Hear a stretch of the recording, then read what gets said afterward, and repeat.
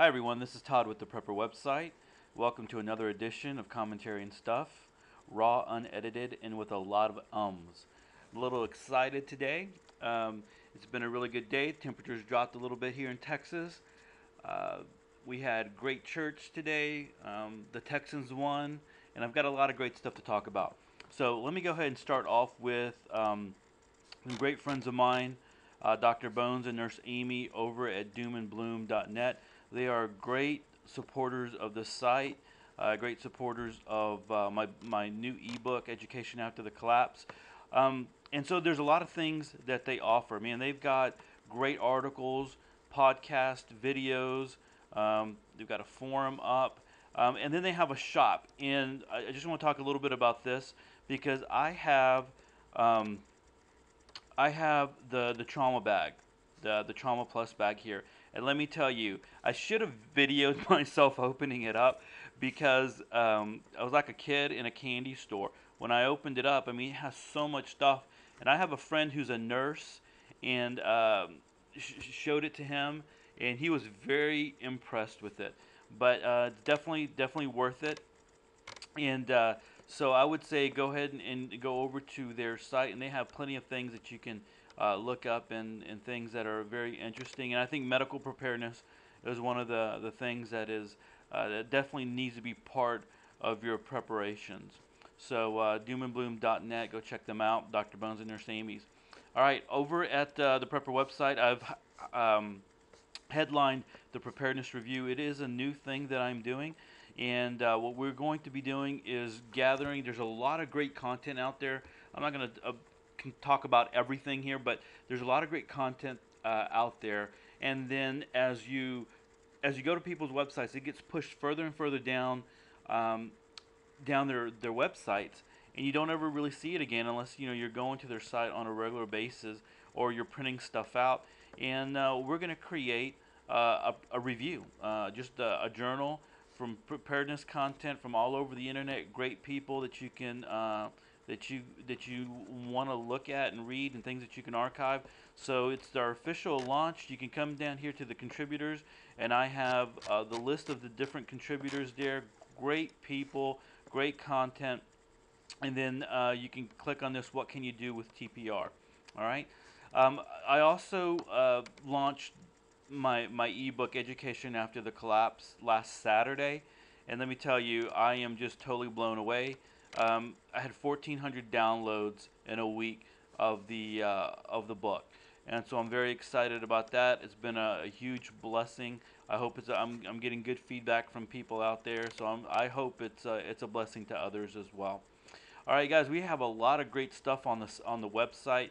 I don't know if you've been there, but let me point out a couple of things, a couple of articles to you. And like always, they're going to be below in the notes section. You can link straight to them. Over at Sigma 3 Survival School, I just quickly want to talk about this knife fighting for self-defense. It talks about using a knife, but I think the big takeaway for me here was a drill that you could do.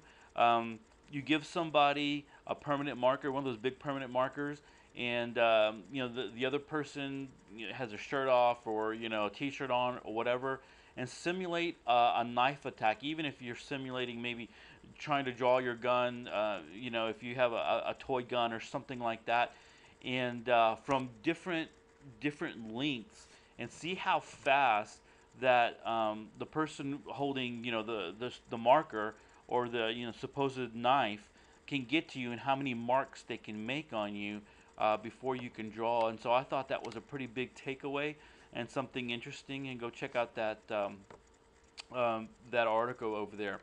All right, over at Modern Survival Blog, 5 steps to buy boots that fit.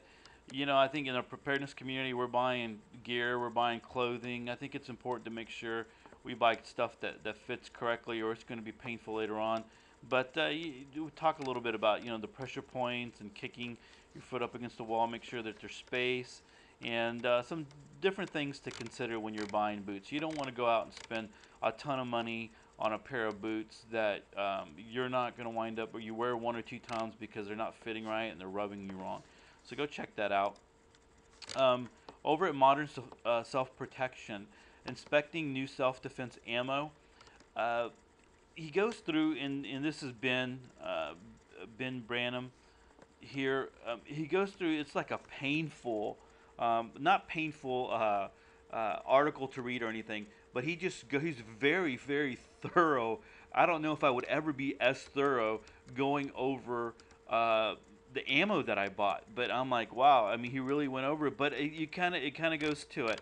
One of the things, the big takeaway here is those who carry concealed need to realize that you carry concealed and you unload every evening when you come home or whatever, and you put the same bullet right on top in the magazine.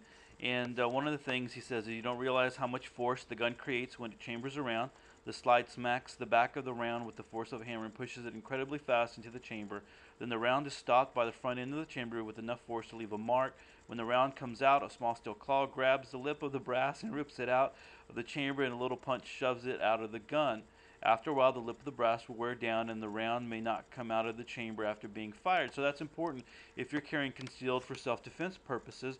You might want. I've heard of people when they do that after so many times, they go ahead and they take that round out, or they put it into their rounds that they're going to practice with. Um, One thing that I would say is inspecting the ammo. It definitely is important.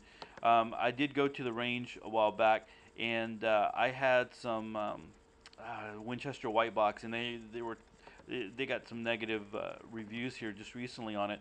But it was puffed out here, and I wasn't inspecting my ammo when I was putting it in there in my magazine, and I mean it just I couldn't move anything. I mean it got stuck.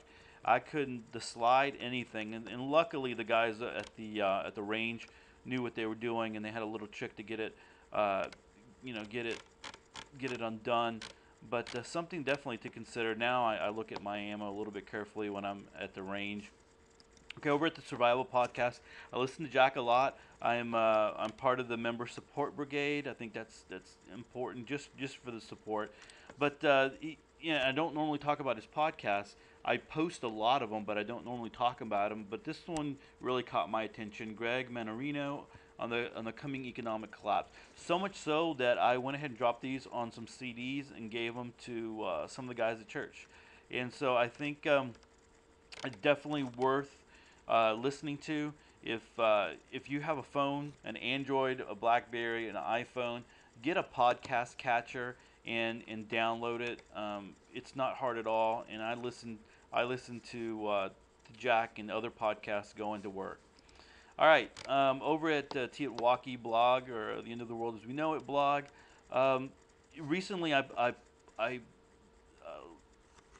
linked to a survival blog article on jobs when SHTF. But anyway, basically we're talking about uh, chopping wood and all that kind of stuff. Talking about axes, so I thought this was kind of interesting. And using and caring for axe. Ray Mears, I mean, this guy's so laid back. I love to be able to just sit down and have a beer with him and just talk to him about bushcraft, some of his thoughts and ideas. But it's definitely worth to go check out the videos. They're not very long, but they're interesting. And after reading the survival blog article and looking at this, I've stopped off at a couple of different places just looking at axes, and I'm not very impressed. So I'm still looking for some decent axes, and gonna continue looking for those. All right, I want to just drop this out. Mama Couts, Couts. I hope I'm saying that right. But for less than a cost of a soda a day, you can support Compassion International. I think it's important to support charities out there, whether it's your church, spending a little bit of money to sending out there to Compassion. They get these great benefits here, and then they also write letters to you as well. I know that we've done it in the past when I was younger, and definitely it's probably something that I'm going to consider doing again. But so thanks for that, Mama Couts, and so I encourage anybody to go check that out over there. All right, Jason Akers. And Jason, if you're watching this, man, I am so sorry. I've got Jason's new book, Hunter Gatherer, Grow and Eat, to review. I am almost done with it, Jason. It's an awesome book. I'm just afraid I'm not going to be able to do it justice in the review. So, but it's coming out soon. But Jason posted an article on his Facebook page about organics, and he got a negative response. And so he posted this article here, and I think it's a good read. Talks about two different types of people maybe who are going to be buying organic, and goes through some scenarios. I think ultimately, well, basically what it's talking about is organic is not as organic as people might think. The laws for what is considered organic are very loose. But I think ultimately Jason is going to tell you the best thing to do is to grow your own food, and then buy organic, of course, if you can, if financially it's viable for you. But I think it's a good read, and you need to go check this out. All right. Over at Rethink Survival, 5 ways criminals are snatching medical identity, and that might not be something that you think about on a regular basis unless it happens to you.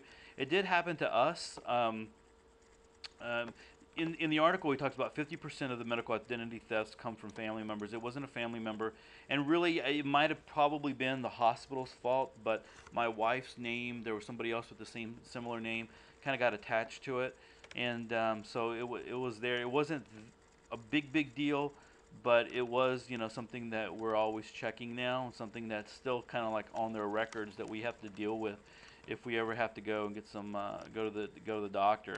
But anyway, so this are some things that some ways that criminals are doing this, and some preventive measures that you can take. So I'd suggest going over there and checking that out.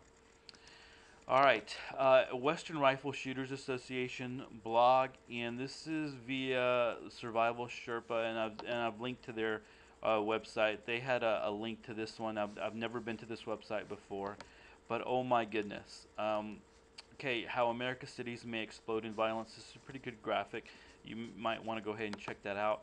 But guys, I got to tell you that my heart was racing as I was reading this, just because it's very possible. It's something that I believe could happen. I don't want it to happen, but I see it because I'm involved in I just feel that I mean I'm in a metroplex uh, city, and I just see that this is very possible. But here's the big, I guess the straw that breaks the camel's back is, what if a cascading economic crisis, even a temporary one, leads to millions of EBT, or electronic benefit transfers, cards flashing nothing but zeros, and that would be your food stamps. They don't have food stamps like they normally do. You have a little card and you go and you swipe it. But what if that happened? And he talks about just the flash mob mentality, how it can start, and he breaks it down how it can start in the which has happened before. Even link back to link back to Jack Spirko, and he's talked about it, and I linked to it in my ebook as well, about happening breakdowns at the government offices, and then how it would explode from there into the neighborhoods, and then exploding, and from there into other areas. And so, like I said, it's a long read, but something that might be interesting for you to read if you want to go that route, and things that could possibly happen. All right, guys. Hey, that's another edition of commentary and stuff. Thanks for listening. Thanks for and watching, and thanks for your support. Again, all the websites that I'm linking to are going to be below in the notes section. Appreciate subscribing. Appreciate your comments. God bless.